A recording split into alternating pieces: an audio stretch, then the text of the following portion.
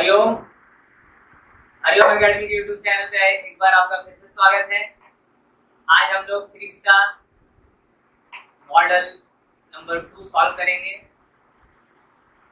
हमको उम्मीद है कि आप लोग मॉडल नंबर 1 वीडियो देख चुके होंगे, नहीं देखे हैं तो आपका प्लेलिस्ट में जाके मॉडल सेट 1 देख लीजिए। हम मॉडल सेट 2 सॉल्व करेंगे आज हम लोग। पहला क्वेश्चन है जो आपको पिछले वीडियो में पढ़ाया जा चुका है, उसी तरीके से है। पहला, two charges of equal magnitude kept at a distance r exert a force F on each other. If the charges are half and distance between them is double, the new force acting on each other. देखिए फिर वही सवाल है, यहाँ पर मान लीजिए Q1 है, यहाँ पर Q2 है, दोनों के बीच का डिस्टेंस r है, तो कूलम्ब्स लॉ के अनुसार, according to Coulomb's law, F equal to K Q1 Q2 by r square। अब कहा जा रहा है कि आप चार्ज को कर दो आधा, तो Q1 by 2 कर दें, Q2 by भी 2 कर दें, और R को कर दें हम लोग डबल। R को कर दें हम लोग double. Two charges equal magnetic distance, if the two charges are half कर दिए, and distance between them is double. Distance को क्या करते हैं, डबल, 2r का स्क्वायर कर दो। ध्यान से देखिएगा कि Q1 Q2 हो जाएगा, नीचे में 2 दूनी 4 और इधर से पहले से 4, कि Q1 Q2 by r square 1/16 हो जाएगा। F डैश क्या हो जाएगा, ये वाला चीज क्या है आपका F है। F डैश जो है, जो नया फोर्स होगा पहले वाले का 1/16 टाइम्स होगा। आंसर क्या होगा, F/16। देखिए फॉर्मूला को यूज करके ऐसा सवाल आते ही आता है, पिछला सेट में भी आया हुआ है, हम बता दें कि ऐसा क्वेश्चन आएगा तो एग्जाम में भी आएगा। दूसरा क्वेश्चन, इलेक्ट्रिक फील्ड का यूनिट क्या होता है, ये तो आप बताएं। आपको इलेक्ट्रिक फील्ड का 2 यूनिट बताया आपको, उसके लिए इलेक्ट्रिक फील्ड का फॉर्मूला क्या होता है, F/Q0, तो न्यूटन पर कूलम। और इलेक्ट्रिक फील्ड का एक और फॉर्मूला बताया, -dV/dr या dx, तो वोल्ट पर मीटर। ये दोनों फॉर्मूला होता है इलेक्ट्रिक फील्ड का, ठीक है। अब आप तीसरा क्वेश्चन देखिए। तीसरा क्वेश्चन क्या है, when an electric dipole placed in uniform electric field, किसी इलेक्ट्रिक डाइपोल को यूनिफॉर्म इलेक्ट्रिक फील्ड में रखते हैं तो उसको क्या अनुभव होता है, नेट फोर्स जो कि 0 होता है, नेट फोर्स एक्सपीरियंस नहीं होता है। टॉर्क होता है जो कि P क्रॉस E होता है। टॉर्क क्या होता है, P क्रॉस E होता है। ये डेरिवेशन भी आता है 2 या 3 मार्क्स में। लेकिन जब क्वेश्चन में ट्विस्ट आएगा, यूनिफॉर्म फील्ड की जगह नॉन यूनिफॉर्म फील्ड रहेगा, तो उसमें फोर्स और टॉर्क दोनों लगेगा। ये आपका बहुत बार क्वेश्चन आता है, तो हम हर एक क्वेश्चन का आजू बाजू के बारे में भी बता दे रहे हैं आपको। हर सेट का सेकंड सेट में आपको तीसरा सेट का भी आंसर छिपा हुआ है, जैसे पहला सेट में दूसरा का छिपा हुआ है। जैसे क्वेश्चन आप देख रहे हैं, electric dipole is placed in uniform electric field. देखिए तो डायग्राम बता दें, ये आपका यूनिफॉर्म इलेक्ट्रिक फील्ड है, यहाँ पर एक -q और +q इलेक्ट्रिक डाइपोल है, दोनों के बीच का डिस्टेंस 2l है, रेक्टेंगल पे रखा हुआ है। तो आपको पता है कि जब कोई चार्ज को यूनिफॉर्म इलेक्ट्रिक फील्ड में रखते हैं तो उसे फोर्स लगता है QE, इधर भी फोर्स क्या लगेगा QE। और ये भी पता है कि पॉजिटिव चार्ज फील्ड के डायरेक्शन में जाता है और नेगेटिव चार्ज फील्ड के अपोजिट डायरेक्शन में जाता है। फील्ड आपके इधर जा रहा है तो पॉजिटिव चार्ज उधर जाएगा, नेगेटिव चार्ज इधर जाएगा। तो आप देख पा रहे हैं इधर QE इधर QE, तो नेट फोर्स क्या हो जाएगा, 0। नेट फोर्स 0, तो translation motion 0, no translation motion. लेकिन आप देख सकते हैं जो फोर्स है और ये जो फोर्स है, दोनों का मैग्नीट्यूड सेम है, डायरेक्शन अपोजिट है, लेकिन दोनों का लाइन ऑफ एक्शन क्या है, अलग अलग है। दोनों का लाइन ऑफ एक्शन क्या है, इस फोर्स का लाइन ऑफ एक्शन ये है, इस फोर्स का लाइन ऑफ एक्शन ये है। तब इस पे लगेगा टॉर्क। टॉर्क क्या होता है, force into perpendicular distance from the axis of rotation. Direct force का फॉर्मूला है QE, और ये परपेंडिकुलर डिस्टेंस 2l है, ये थीटा है। तो शॉर्टकट मेथड से निकाले तो ये 2l cos थीटा हो जाएगा और ये 12 sin थीटा हो जाएगा। क्या हो जाएगा, Q into 2l। P होता है, Q into 2l क्या होता है, electric dipole moment, P sin theta. आपका प्रूफ हो गया। इसी क्वेश्चन के माध्यम से आप ये भी देख लिए कि टॉर्क का फॉर्मूला क्या होता है, P क्रॉस E। ठीक है। तो इसमें एक क्वेश्चन आता है कि थीटा कब मैक्सिमम, आपका टॉर्क कब मैक्सिमम होगा। टॉर्क मैक्सिमम होगा जब थीटा 90 डिग्री होगा। थीटा क्या होगा, 90 डिग्री होगा। टॉर्क मिनिमम कब होगा, जब थीटा 0 डिग्री होगा। थीटा क्या होगा, 0 डिग्री होगा, तो ये 0 आ जाएगा। Theta 90 torque maximum, theta minimum, sorry torque maximum theta 90, torque minimum theta 0 degree, theta 0 degree. ये ऑब्जेक्टिव क्वेश्चन में पूछा जा सकता है। तो एक ऑब्जेक्टिव क्वेश्चन में इतना सारा ऑब्जेक्टिव बता दिए, एक क्वेश्चन और पूछ सकते हैं। When uniform non uniform magnetic field, non uniform electric field है तो क्या होगा, both force as well as torque acts, both force and torque acts on electric dipole, on electric dipole. एक ऑब्जेक्टिव क्वेश्चन से लोग कितना सारा कर लिए, डेरिवेशन तक कर लिए, 2 मार्क्स का डेरिवेशन हो जाएगा। तो आपको समझ में आ रहा है यूनिफॉर्म मैग्नेटिक फील्ड में, सॉरी यूनिफॉर्म इलेक्ट्रिक फील्ड में नेट फोर्स क्या होता है, 0, और टॉर्क क्या होता है, P cross E। Torque maximum होगा जब थीटा 90 होगा, टॉर्क मिनिमम होगा जब थीटा 0 होगा। जब फील्ड नॉन यूनिफॉर्म हो जाएगा तो फोर्स भी काम करेगा और टॉर्क भी काम करेगा। क्लियर है। चलिए next, 4th number question. 1 volt equals to, electric potential का फॉर्मूला होता है W/Q, W/Q। यदि हमको 1 वोल्ट लाना है तो W क्या होगा, 1 जूल 1 कूलम, 1 जूल पर coulomb. Amount of work done in bringing, देखिए इसको 1 वोल्ट का डेफिनेशन कैसे लिखेंगे, जब 1 कूलम चार्ज को इंफिनिटी से इलेक्ट्रिक फील्ड के किसी पॉइंट में लाने में 1 जूल वर्क किया जाए तो हम कह सकते हैं वहां का पोटेंशियल कितना है, 1 volt. When amount of work done in bringing 1 coulomb charge from infinity to a point in electric field is 1 joule, then the electric potential at that point is 1 volt। ये भी पूछा जाता है 1 वोल्ट का definition. Next question, फिर वही सवाल repeat होने लगा। If a dielectric slab is introduced in between the 2 plates of a parallel plate capacitor, its capacitance increases। हम पहले बता चुके हैं कि यदि 2 पैरेलल प्लेट के बीच में आप डाइलेक्ट्रिक डालोगे तो कैपेसिटेंस बढ़ेगा। ये आपका इससे पहले वाला वीडियो में किए हुए हम लोग फिर बता दे रहे हैं। ये डाइलेक्ट्रिक डालने से फॉर्मूला हो जाता है K epsilon not A by D, K epsilon not A by D, और K का वैल्यू में से 1 से ज्यादा होता है तो कैपेसिटेंस बढ़ता है, कैपेसिटेंस इंक्रीजेस। तो इससे एक और क्वेश्चन आ सकता है कि भैया दोनों के बीच के यदि डिस्टेंस को बढ़ा दो, डिस्टेंस को बढ़ा दो तो कैपेसिटेंस बढ़ जाएगा। यदि प्लेट का एरिया को बढ़ा दो तो कैपेसिटर का कैपेसिटेंस बढ़ जाएगा। यदि डाइलेक्ट्रिक कांस्टेंट बढ़ जाए तो भैया कैपेसिटेंस बढ़ जाए, यहाँ पर कैपेसिटेंस बढ़ रहा है। परमिटिविटी ऑफ फ्री स्पेस का वैल्यू तो सबको पता होना चाहिए, 8.85 into 10 power -12। ठीक है, इसका यूनिट पता होना चाहिए, डायमेंशन भी आता है, जैसे यूनिट डायमेंशन निकाल देते हैं बकायदा, क्योंकि इस बार बोर्ड में 2023 में पूछा हुआ है। कूलम्ब्स लॉ से निकलेगा F = K Q1 Q2 by R² होता है। K प्रोपोर्शनैलिटी कांस्टेंट है जो कि 1/4 pi epsilon नॉट के बराबर होता है Q1 Q2 by R² F।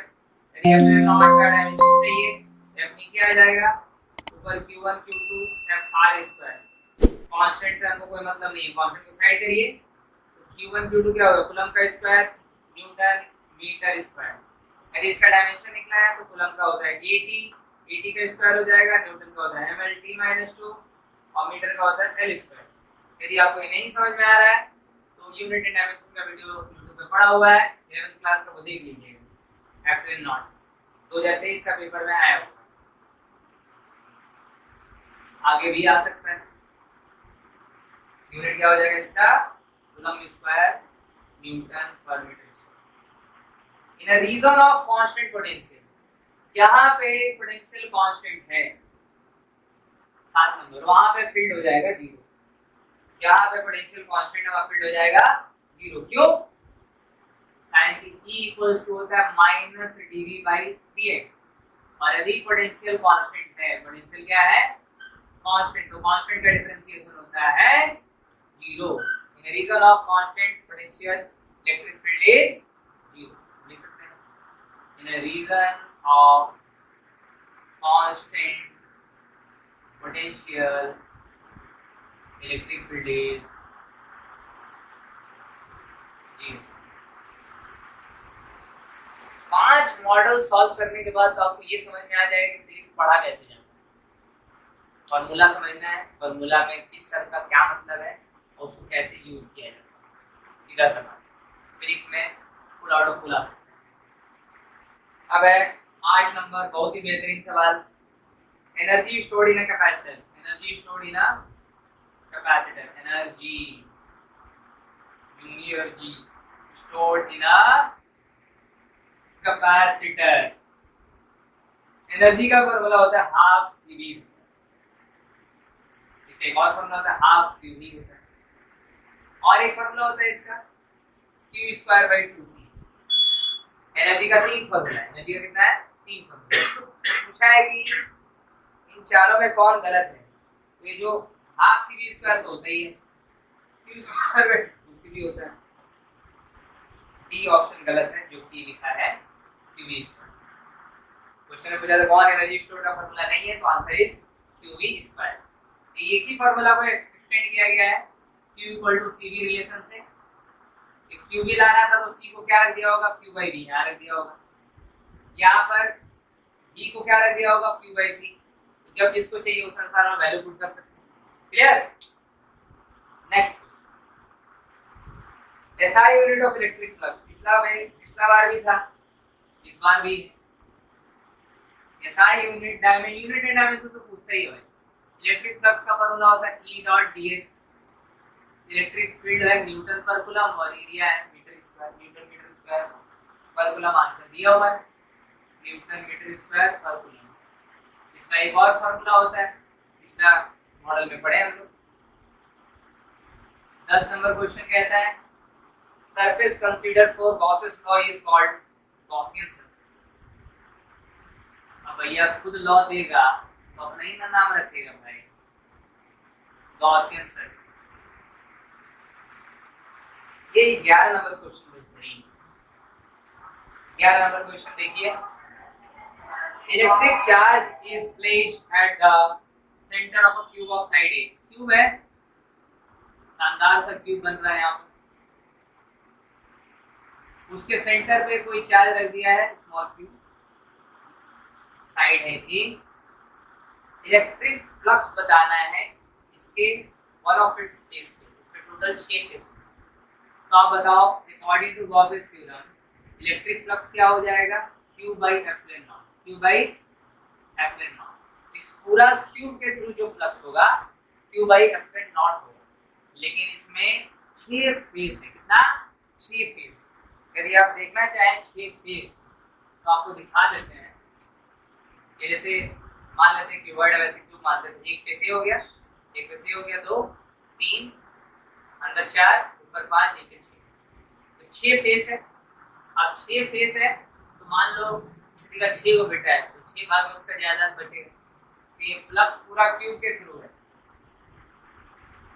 और क्यूब 6 भाग में बांटेंगे तो क्यूब 1/6 क्यूब बाई एप्सिलॉन और 1 फेस ऑफ क्यूब। ध्यान रखिएगा कंफ्यूजन नहीं होना चाहिए। यदि 2 फेस बोलेगा तो 2 भाग में बांट देंगे, मतलब कि 1/6 को 2 से मल्टीप्लाई कर देंगे। 3 बोलेगा तो 1/6 को 3 से मल्टीप्लाई कर देंगे। 4 बोलेगा तो 4 से कर देंगे। Ohm's law is valid followed by conductor. Ohm's law कौन फॉलो करता है? Conductor. Ohm's law followed by conductor.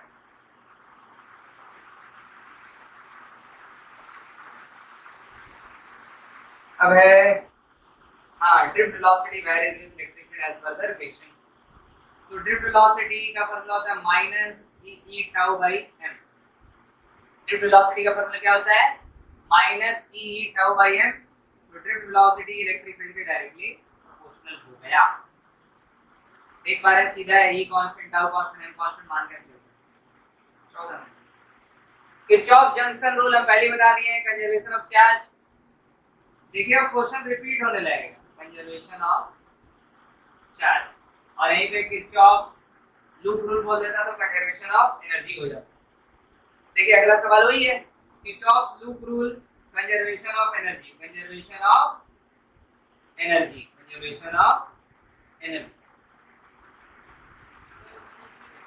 आप लोग इसका स्क्रीनशॉट लीजिए, ठीक है, और इससे आगे हम लोग फिर सॉल्व करते हैं, ठीक है। 16 नंबर क्वेश्चन है, resistivity of a material of a conductor depends on. हम बता दिए हैं रेजिस्टिविटी ना लेंथ पे डिपेंड करता है ना एरिया पे, ये केवल टेम्परेचर और मटेरियल पे डिपेंड करता है। इसका आंसर होगा टेम्परेचर। कैसे डिपेंड करता है देखिए, rho T equal to rho naught 1 plus alpha del T. Alpha is thermal coefficient of resistance या resistivity, delta T is change in temperature, rho T जो हो गया resistivity as temperature T, rho naught हो गया resistivity eight given temperature, ये हो गया। और आपको पता है यदि ये रो है टी है, कंडक्टर के लिए ये होता है और सेमी कंडक्टर के लिए ग्राफ ऐसे होता है, ध्यान रखिए। ये सिलिकॉन के लिए होगा और ये कॉपर के लिए होगा। First class. रेजिस्टिविटी मटेरियल पर डिपेंड करता है, लेंथ और एरिया पर डिपेंड नहीं करता है। 17 नंबर क्वेश्चन बहुत ही बेहतरीन। If n cells each of EMF E internal relations are connected in parallel, then total EMF and internal relation देखिए, in parallel combination of cells, parallel combinations of cells, parallel combination of cells, EMF constant रहता है। EMF क्या रहता है? Constant, लेकिन resistance घट जाता है। रेजिस्टेंस क्या हो जाता है? रेजिस्टेंस हो जाता है R by N, ठीक है। और यही सवाल यदि पूछेगा सीरीज कॉम्बिनेशन के लिए, क्या के लिए? In series. यहाँ तो पैरेलल पूछा तो सीरीज भी पूछ सकता है। सीरीज पूछेगा तो ईएमएफ जो होगा एनी हो जाएगा, इक्विवेलेंट ईएमएफ हो जाएगा एनी, और रेजिस्टेंस भी हो जाएगा एनई एनआर, क्योंकि सीरीज में रेजिस्टेंस बढ़ता है, ठीक है, सीरीज में रेजिस्टेंस बढ़ता है। देखिए पैरेलल कॉम्बिनेशन पूछा है तो ईएमएफ कांस्टेंट, इक्विवेलेंट रेजिस्टेंस हो जाएगा R by N, सीरीज में ईएमएफ होगा एनी और इक्विवेलेंट रेजिस्टेंस होगा एनआर। दोनों केस बता दिए हम आपको। 18 नंबर क्वेश्चन देखिए, रेजिस्टिविटी ऑफ अलॉय मैग्नीन इज। देखिए अलॉय का जो रेजिस्टिविटी होता है लगभग टेम्परेचर पे डिपेंड नहीं करता है, nearly independent of temperature. alloy nearly independent of temperature, temperature पे डिपेंड नहीं करता, ध्यान रखिए। इसीलिए आपका जो हीटर का वायर बना, हीटर का जो वायर है नाइक्रोम का बना होता है, जो कि एक अलॉय है, टेम्परेचर बढ़ने से उसका रेजिस्टिविटी 9 के बराबर चेंज होता है। देखिए अब बच्चा वाला सवाल पूछना चालू किया, equivalent resistor of resistors in parallel combination, resistors in parallel, resistors in parallel combination 1 by R equivalent 1 by R1 plus 1 by R2 dot dot. तो पैरेलल में रेजिस्टेंस घटता है और इन सीरीज बढ़ता है। रेजिस्टेंस इन सीरीज क्या होता है? R equivalent equal to R1 plus R2 plus R3। तो equivalent resistance of resistors in parallel, parallel में रेजिस्टेंस घटता है, 19 का आंसर हो जाएगा डिक्रीजेस, और यदि क्वेश्चन में सीरीज रहता तो इंक्रीजेस होता है, ठीक है। हम दोनों इसे बता रहे हैं। 20 नंबर क्वेश्चन देखिए क्या है, इन अ Wheatstone bridge the battery and the galvanometer are interchanged and deflection in galvanometer तो कोई प्रभाव नहीं पड़ता है। देखिए Wheatstone bridge कैसा होता है? ऐसा होता है, ध्यान से देखिए। इससे हम बहुत सारा सवाल आता है, हम बता दे रहे हैं आपको। बीच में गैल्वेनोमीटर लगा रहता है, ये R1 है, ये R2 है, ये R3 है और ये R4। यहाँ से करंट जा रहा I, इसमें I1 जा रहा, इसमें जा रहा है, क्योंकि एट बैलेंस कंडीशन इसको नल पॉइंट बोलते हैं। गैल्वेनोमीटर में करंट नहीं जाता है, इसमें कोई करंट नहीं जाता। तो ये जो I1 जाता है, यहाँ से I1 दो भाग में बढ़ना चाहिए था, एक इधर एक इधर, लेकिन बैलेंस कंडीशन में गैल्वेनोमीटर में कोई करंट नहीं जाता, तो वही I1 करंट इधर चल जाता है, सेम I2 इधर जाता है, I2 इधर जाता है। तो गैल्वेनोमीटर में जब करंट नहीं जाता है तो बैलेंस कंडीशन में R1/R2 = R3/R4 होता है। तो इसमें ऐसा भी हो सकता है कि आपको चार रेजिस्टेंस दे दे और पूछे बताओ बैलेंस कंडीशन में है कि नहीं। तो ये बोल रहा है कि ये बैटरी है और ये गैल्वेनोमीटर, इन दोनों को यदि आप चेंज करोगे तो क्या नल पॉइंट चेंज होगा? बिल्कुल नहीं, नल पॉइंट चेंज नहीं होता है। नॉट चेंज, आंसर क्या हो जाएगा? Not change. ऐसा क्वेश्चन बहुत बार पूछा होगा। क्वेश्चन सर्किट ही उल्टा बना देता है, इसको यहाँ रख देता है, इसको यहाँ रख देता है, बच्चे परेशान है क्या होगा, लेकिन कुछ चेंज नहीं, सब हो। देखिए फिर सवाल रिपीट होने लगा, बार-बार बोल रहे हैं, क्वेश्चन रिपीट हो रहा है। The nature of the parallel current and anti parallel current are. देखिए कहना चाह रहा है कि दो करंट कैरिंग कंडक्टर है, दोनों में करंट सेम डायरेक्शन में है, दोनों एक दूसरे को अट्रैक्ट करेंगे। पैरेलल करंट का मतलब अट्रैक्शन हो गया, पैरेलल करंट मतलब दोनों का करंट सेम डायरेक्शन में है, एक दूसरे को अट्रैक्ट करेंगे। एंटी पैरेलल का मतलब अपोजिट डायरेक्शन में है, एक दूसरे को रिपेल करेंगे। एक दूसरे को क्या करेंगे? रिपेल करेंगे। इसका पूरा प्रूफ बताया हुआ है। 22 नंबर क्वेश्चन देखिए, मजेदार सवाल है ये, ब्यूटीफुल क्वेश्चन। क्या है देखिए, एक चार्ज पार्टिकल है जो कि सर्कुलर पाथ में v वेलोसिटी से यूनिफॉर्म मैग्नेटिक फील्ड जो कि है कांस्टेंट, यूनिफॉर्म का मतलब कांस्टेंट। ये velocity of the charge particle double है, तो वेलोसिटी को हम करते हैं डबल, तो strength of the magnetic field को करते हैं half, strength of the magnetic field को करते हैं हाफ। तो बोलता है रेडियस क्या होगा, रेडियस क्या होगा।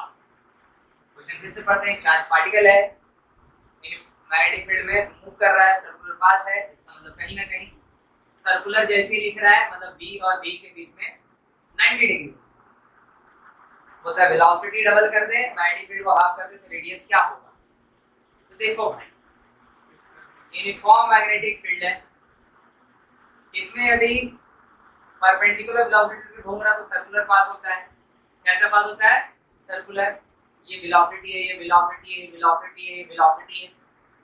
अब सर्कुलर मोशन में घूम रहा तो पक्का सेंट्रीपिटल फोर्स काम कर रहा। कौन सा फोर्स काम कर रहा? Centripetal force. सेंट्रीपिटल फोर्स इस पे जो काम कर रहा है वो प्रोवाइड कौन कर रहा? Magnetic force. सेंट्रीपिटल फोर्स क्या होता है? mv²/r।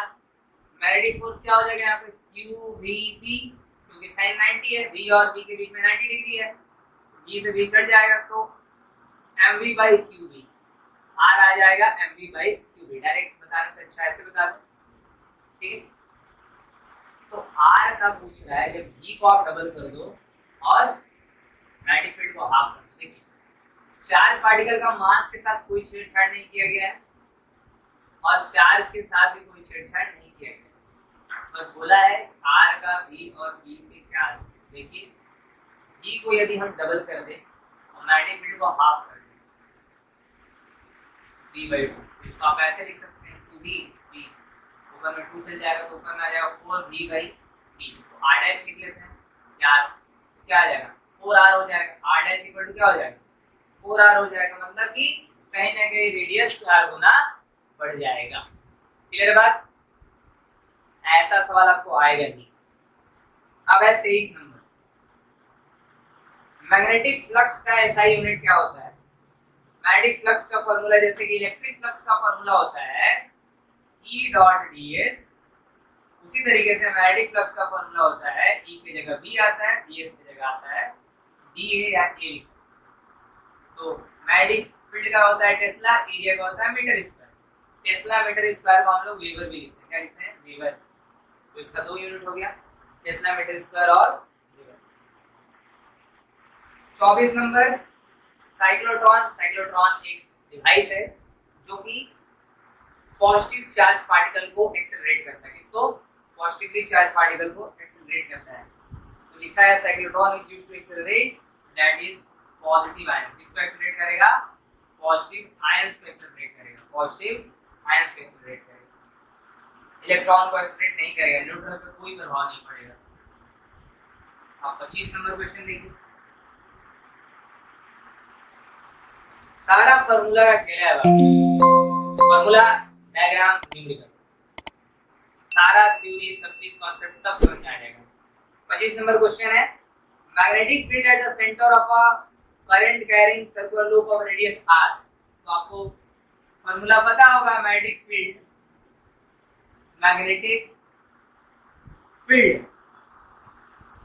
Eight the centre of a current carrying circular loop of radius r। क्या फॉर्मूला था बाबू लोग? B equal to mu naught I by 2r, mu naught I by 2r। ठीक है, तो आप देख पा रहे हैं कि B is inversely proportional to R। Formula को देख के आपको समझ में आना चाहिए कि डायरेक्टली प्रोपोर्शनल है कि इनडायरेक्टली प्रोपोर्शनल। ऑप्शन हो जाएगा इसका B। B is inversely proportional to R, inversely proportional to R। 26 number question देखिए, हम पहले बोल चुके हैं कि ऐसा सवाल आपको पूछा जाएगा। क्वेश्चन क्या है? Distance between two parallel current carrying conductor is double, then force क्या हो? देखिए करंट कैरिंग कंडक्टर है, इसमें I1 है, इसमें I2 है, दोनों में के बीच का डिस्टेंस D है। इसका फार्मूला बताते हैं, force by length equal to mu naught I1 I2 by 2 pi D। कह रहा है कि आप डिस्टेंस जो है दोनों के बीच का डबल करो, D को डबल करोगे तो फोर्स क्या होगा? हाफ हो जाएगा। फोर्स क्या हो जाएगा? हाफ हो जाएगा, क्योंकि इनवर्सली प्रोपोर्शनल। क्या है? इनवर्सली प्रोपोर्शनल है, तो फोर्स बिकम्स हाफ टाइम्स। इसका आंसर हो जाएगा बी। आप 27 नंबर देखिए, a moving charge particle experience no force while moving through uniform magnetic field। तो कोई चार्ज पार्टिकल जब मैग्नेटिक फील्ड में घूमता है तो उस पे फोर्स लगता है, मैग्नेटिक फोर्स QVB। अब कह रहा है कि वेलोसिटी भी है, मैग्नेटिक फील्ड भी है, लेकिन नेट फोर्स नहीं है। इसका मतलब नेट फोर्स यहाँ पे जीरो कैसे आ रहा है? साइन थीटा जीरो हो रहा, क्यू है, बी है, बी है, मतलब साइन थीटा क्या है? जीरो है। थीटा क्या हो जाएगा? 0 डिग्री। थीटा हो जाएगा 0। Answer will be if charge particle moves parallel to the field, theta 0 का मतलब charge particle moves parallel to the field, parallel to the magnetic field. Parallel का मतलब होता है थीटा 0, एंटी पैरेलल का मतलब होता है थीटा 180, परपेंडिकुलर का मतलब होता है थीटा 90, सेम डायरेक्शन का मतलब होता है थीटा 0, अपोजिट डायरेक्शन का मतलब होता है theta 180।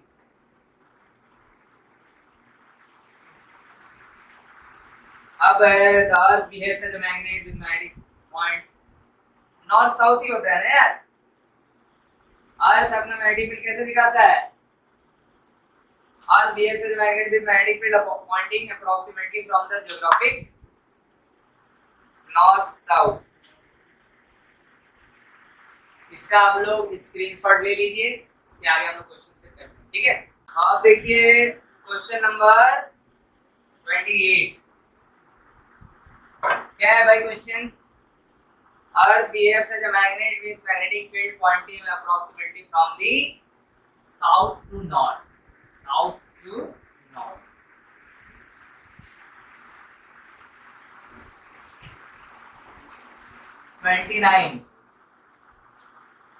Angle between geographic meridian and magnetic meridian at a place is magnetic declination।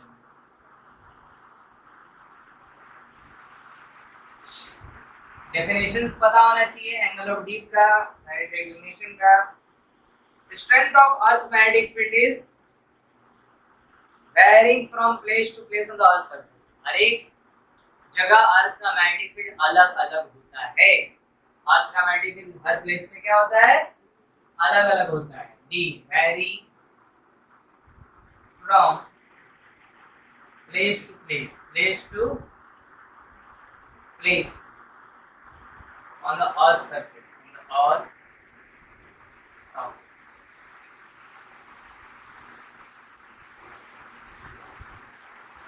फिर वही सवाल आ गया, देखिए 31 number, vertical component of earth magnetic field is √3 times horizontal component. तो फिर वही हो जाएगा V/HE इक्वल्स √3 जो कि tan थीटा के बराबर होता है। tan थीटा इक्वल टू √3, तो थीटा क्या हो जाएगा 60 डिग्री। थीटा कितना हो जाएगा 60 डिग्री। यहाँ पर बताया गया है Lenz law is conservation of energy, ये भी बताया है पिछला वीडियो में, conservation of energy. 33 the EMF induce in a coil, देखिए फैराडेज सेकंड लॉ, ये भी लिखा था पिछला क्लास में। फैराडेज सेकंड लॉ क्या बोला फैराडे भैया, E equals to minus d∅/dt, E equals to minus d∅/dt, E equals to minus d∅/dt, equals to minus d∅/dt। ठीक है, अगला क्या इसका मतलब हो गया कि तो induce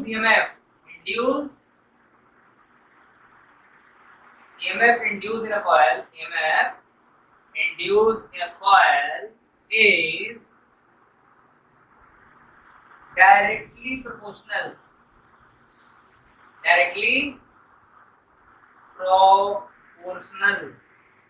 to the rate of change in magnetic flux, rate of change in magnetic flux। d phi मतलब change in magnetic flux rate, dt मतलब rate change in magnetic flux। 34 SI unit of mutual inductance is Henry. आपका mutual induction का भी unit Henry होता है और self induction का भी यूनिट हेनरी होता है। एम से लिखते हैं और इसको एल से। सेल्फ इंडक्शन अब अंतिम क्वेश्चन है, बहुत ही मजेदार क्वेश्चन है, बहुत ही मजेदार क्वेश्चन है भाई। क्या क्वेश्चन है, the magnetic field is parallel to the surface then magnetic flux. देखिए मैग्नेटिक फ्लक्स का फार्मूला है V.A, V.A that is VA cos theta, VA cos theta. अब magnetic field is parallel to the surface. अब मान लीजिए एक, ये मान लीजिए सरफेस है, ठीक है, ये सरफेस है और मैग्नेटिक फील्ड लाइन इसके पैरेलल, सरफेस भी इधर, मैग्नेटिक फील्ड भी इधर। लेकिन जो ये VA cos थीटा में थीटा है ना, थीटा एंगल होता है किसके बीच का, मैग्नेटिक फील्ड और एरिया का डायरेक्शन के बीच। तो ये जो एरिया है इसका डायरेक्शन क्या होता है, नॉर्मल, रेडियली आउटवर्ड। तो फील्ड इधर, एरिया इधर, दोनों के बीच में 90 डिग्री, दोनों के बीच में फ्लक्स क्या हो जाएगा भाई, VA cos 90, VA cos 0, cos 0 हो गया, cos 90 हो गया 0, मैग्नेटिक फ्लक्स क्या हो जाएगा 0। हम लिखाए भी है, यदि सरफेस है, surface is perpendicular to field, ध्यान से, मैग्नेटिक फील्ड मान लो ऐसे है और सरफेस ऐसे है, ध्यान से देखो, ये सरफेस है, मैग्नेटिक फील्ड ये है, surface is perpendicular to field, इस सरफेस पे नॉर्मल खींचोगे कैसे जाएगा, ये सरफेस ऐसे है ना, सरफेस पे नॉर्मल खींचोगे कैसे जाएगा, फील्ड भी ऐसी है, तो थीटा क्या होगा 0। और यदि surface is parallel to magnetic field, फिर वही बात, मैग्नेटिक फील्ड इधर, सरफेस भी इधर, मैग्नेटिक फील्ड भी इधर, सरफेस भी इधर, तो सरफेस पे नॉर्मल खींचेगा तो किधर जाएगा, ऐसे जाएगा, तो थीटा क्या हो जाएगा 90। समझ आ रहा बात। और यदि normal to surface is perpendicular to magnetic field, तो थीटा आएगा 90 डिग्री। क्योंकि नॉर्मल टू सरफेस का मतलब हो गया ए वेक्टर, समझे बात? परपेंडिकुलर टू बी, मतलब बी और ए के बीच में 90 डिग्री। और यही नॉर्मल टू सरफेस लिख दे, normal to surface parallel to B, parallel to B, theta हो जाएगा 0 डिग्री।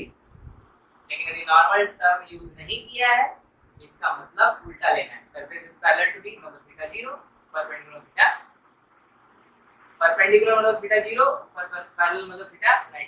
समझ में आ रहा बात? तो ये इलेक्ट्रिक फ्लक्स में भी काम आता है, सेम चीज, E डॉट ds, ध्यान रखिएगा दोनों में काम आता है, सेम कॉन्सेप्ट। इसी के साथ आपका सेकंड मॉडल खत्म होता है। हम आपसे उम्मीद करते हैं कि आप इसको पूरा देखिएगा और हम लोग इसके बाद अगले वीडियो में मिलेंगे जिसमें हम लोग उसका मॉडल नंबर 3 करेंगे। यदि वीडियो आपको अच्छा लगा है वीडियो को सब्सक्राइब करिए, शेयर करिए, और यदि आप किसी और टॉपिक पे वीडियो देखना चाहते हैं तो प्लीज कमेंट करके बताइए। तब तक के लिए थैंक यू।